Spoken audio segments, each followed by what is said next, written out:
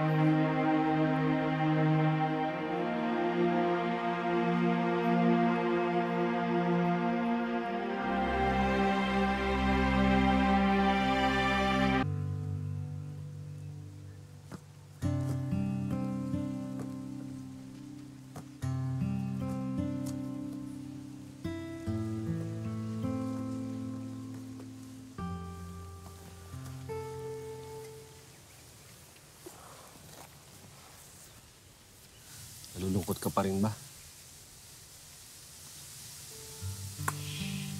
Hindi mo naman may alis sa akin yun eh. Oo, tanggap ko na. Pero, syempre nalulungkot pa rin ako. Madalas, nag-aalala pa rin ako para sa mga bata.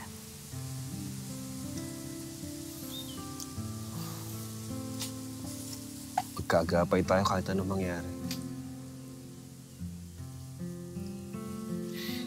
Kasing hindi kita iiwan. Tsaka salamat din na palagi kang nasa tabi ko.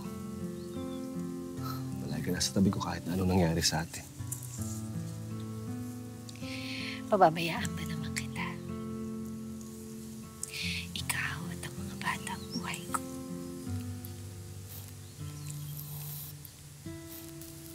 Alam mo, masaya ako. Masaya ako kahit ganito yung pamilya natin. Oo, kapos tayo minsan. Pero, punong-puno naman tayo ng pagmamahal.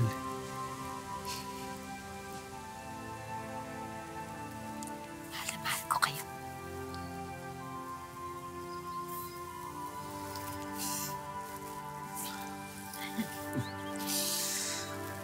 Mahal na mahal din kita, Chrissy.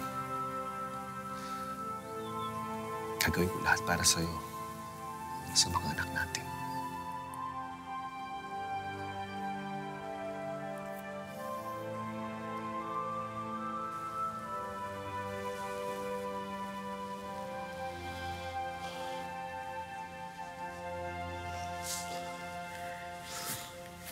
Nay, tay, kain na po tayo. Ay, kain na kayo. Sige na. Oh. Kain na.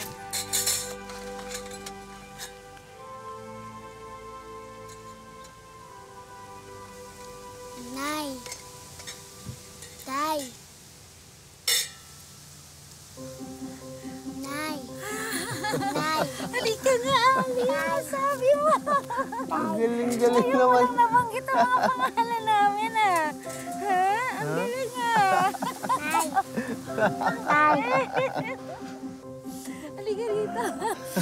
Lino, nakapagsalita ang kapatid mo. Ang galing. Ang galing. Ang galing ni Ali.